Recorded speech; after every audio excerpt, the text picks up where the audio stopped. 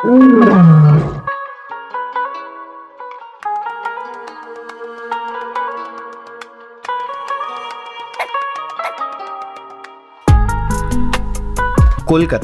অন্যতম ব্যস্ত শহর। কলকাতার ব্যস্ত রাস্তায় বাইক চালানোর অভিজ্ঞতা এই প্রথম। সেকেন্ড ব্রিজে যখন প্রথমবার বাইক নিয়ে উঠলাম, একটা ভালো লাগাও কাজ করলো আর একটা ভয়ও কাজ করলো। আমি গ্রামের ছেলে, কলকাতার ট্রাফিক সিগন্যাল ওয়ান ওয়ে ততটা ভালো বুঝি না, কিন্তু আপনাদের ভালোবাসার খাতিরে আজকে সেই ভয়কেই উপেক্ষা করে আজকে বাইক নিয়েই চলে গেলাম কলকাতা চিড়িয়াখানা।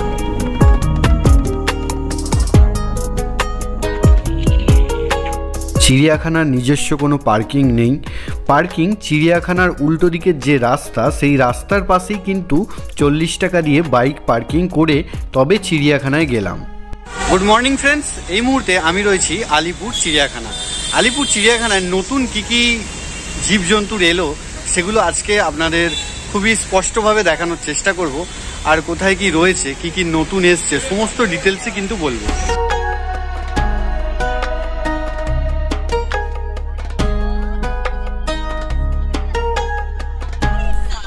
এই যে অদ্ভুত প্রাণীটা দেখতে পাচ্ছেন, এর নাম আমার ঠিক মনে নেই, কিন্তু ক্যামেরা বার করতেই ও ওপর থেকে নিচে এসে আমাদের সাথে বন্ধুত্ব করতে চাইল।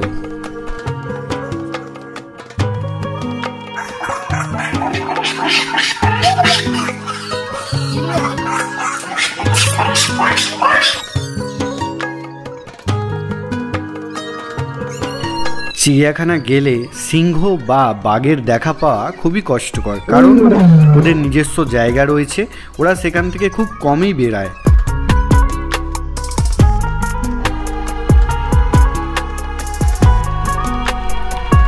জিরাফগুলো যেন নির্বাক শ্রোতার মতো শুধু শুনেই যাচ্ছে, চুপচাপ বসে আছে, কোনো দিকে নড়নচড়নের কোনো ব্যাপার নেই। কিন্তু যখন দাঁড়ালো, এক একটা জিরাফ 9 করে 35 ফুট লম্বা।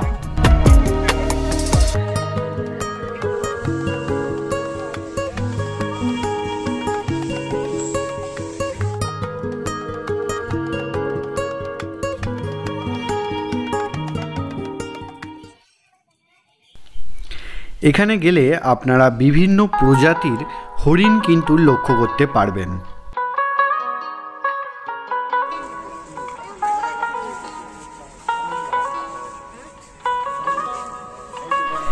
এই এক অদ্ভুত প্রাণী, যার আওয়াজে চিড়িয়াখানার বাইরে থেকে আমরা শুনতে পাচ্ছিলাম ভিতরে কি যেন একটা চিৎকার করছে।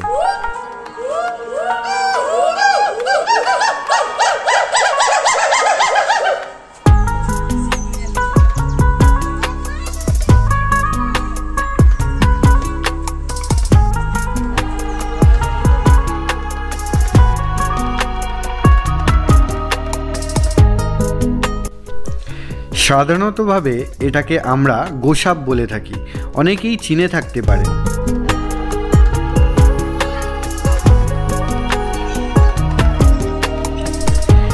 এটা ইয়েলো অ্যানাকোন্ডা, এটা কিন্তু আপনারা সচরাচর দেখতে পান না।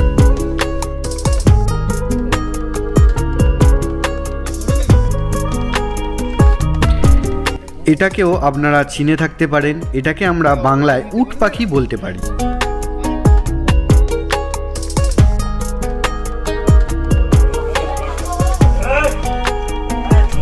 এই যে রয়্যাল বেঙ্গল টাইগার, কি সুন্দর আরামে গাছের তলায় শুয়ে আছে।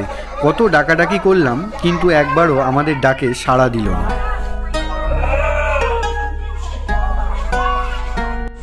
আলিপুরে এখন প্রচুর নতুন নতুন জীবজন্তু এসছে, আর আগে যখন এসছিলাম তখন একটা দুটো করেই প্রাণী ছিল, কিন্তু এখন সেগুলো কোয়ান্টিটিতে অনেক বেশি হয়ে গেছে। তো আপনারা যারা আসবেন ছোটদের নিয়ে, তারা কিন্তু খুব ভালো মজা করতে পারবে। মানে আমি ভাবছি এত বড় চেহারা নিয়ে ও ওই জায়গায় উঠে ঘুমাচ্ছে কি করে।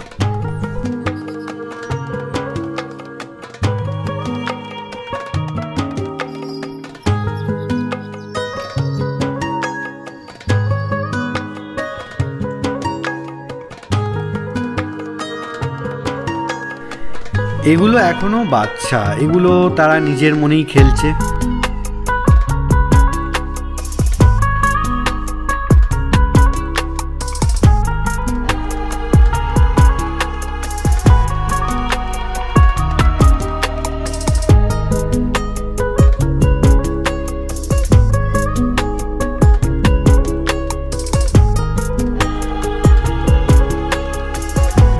জিরাফের সাইজটা খালি দেখো,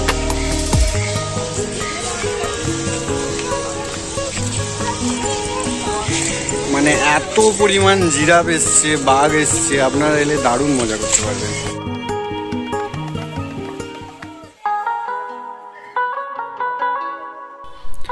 এই যে 12 হাত লাফাতে পারে যে বাঘ, চিতা, সে কিন্তু বড় আরামেই শুয়ে আছে সেখানে, শুধুমাত্র ল্যাজটা নড়ছে, এটুকু বুঝতে পারছি। কাঁচের পরিস্থিতি খুব একটা ভালো না, তাই ঠিকঠাক স্পষ্টভাবে এটা কিন্তু দেখানো যাচ্ছে না।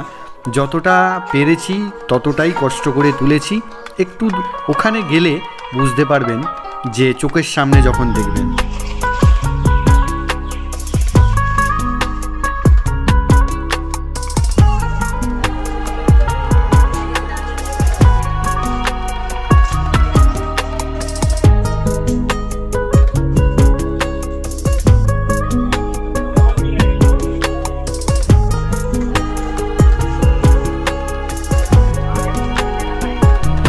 এই যে সব থেকে ফুর্তিলা প্রাণী বলা যেতে পারে জঙ্গলের, সেটা হচ্ছে নেকড়ে বাঘ।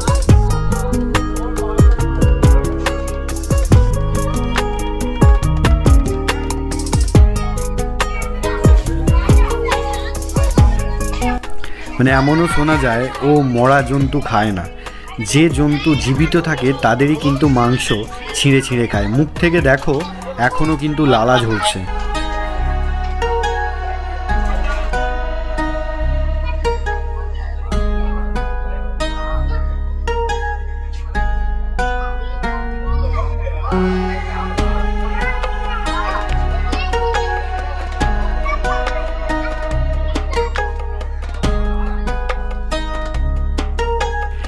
এটাকে আমরা অনেকেই চিনি, খুব ভালোভাবেই পরিচিত জন্তু, আমাদের আশেপাশেই থাকে। তো এটার নাম আপনারা কমেন্ট করে বলুন তো।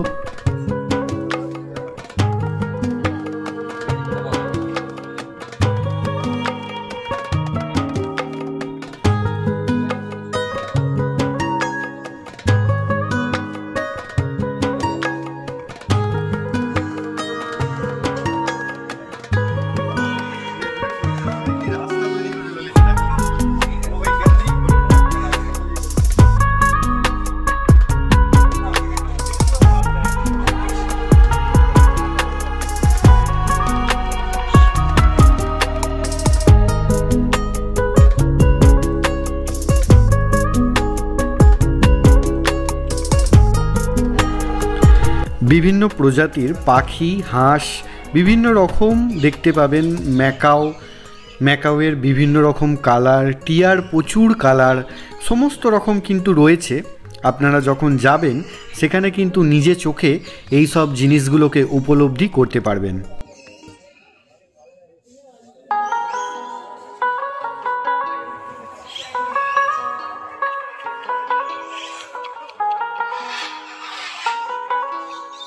আশ্চর্য বিষয় হলো সাদা ময়ূর আর এই পাখিটাকে মানে কি বলবো, ও কিন্তু একটা খাবার নিজেই গিলছে, আবার নিজেই কিন্তু বার করছে, আর নিজের মনেই কিন্তু সে নেচে বেড়াচ্ছে। একটু ভালোভাবে লক্ষ্য করুন, বুঝতে পারবেন।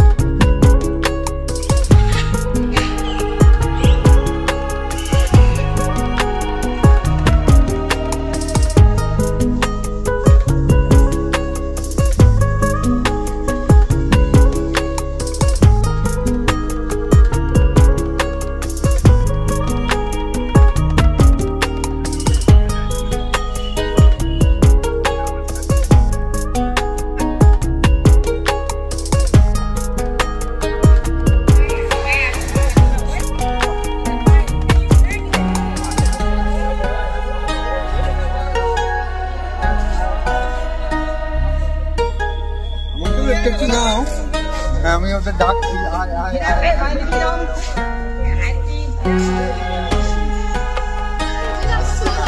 ওদেরকে দেখা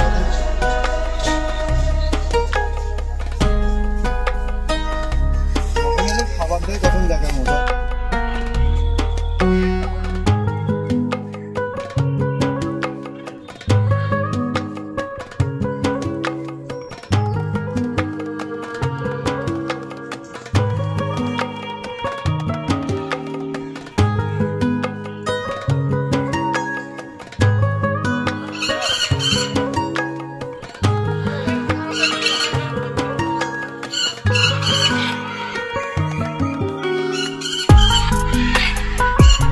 বললাম না টিয়া পাখির প্রচুর কালার, ম্যাকাওর প্রচুর কালার। সেখানে কিন্তু গেলে আপনারা এগুলো কিন্তু দেখতে পাবেন খুবই আনন্দে। আর আমার ভিডিও আপনাদের কেমন লাগছে একটু কমেন্ট করে জানাবেন। দুর্গাপুজোর ছুটিতে আপনারা ফ্যামিলি নিয়ে একটা দিন খুব আনন্দে ঘুরে আসতে পারেন কলকাতা চিড়িয়াখানা। আজকের মতো গল্প এখানেই শেষ। যদি ভালো লাগে চ্যানেলটিকে অবশ্যই সাবস্ক্রাইব করবেন।